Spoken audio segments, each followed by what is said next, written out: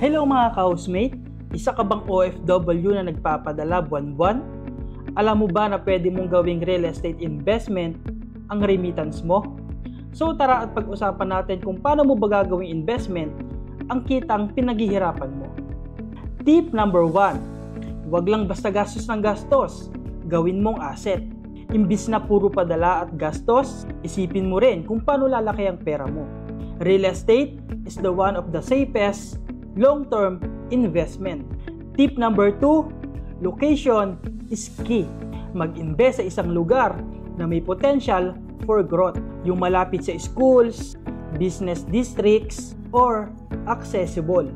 Ang property na mura ngayon ay pwedeng triple na ang value in a few years. Tip number 3, maghanap ng trusted real estate agent or developer. Maraming scam ngayon, kaya dapat verified at kilala yung kausap mo. Better safe than sorry.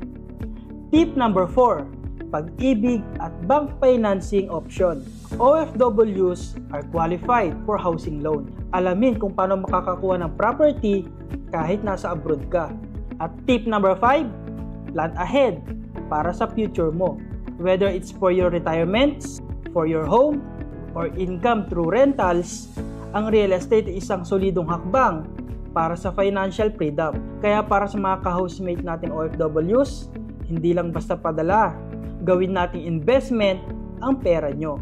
Real estate is the one of the smartest ways to build wealth kahit wala ka sa Pinas. Kaya, start planning now.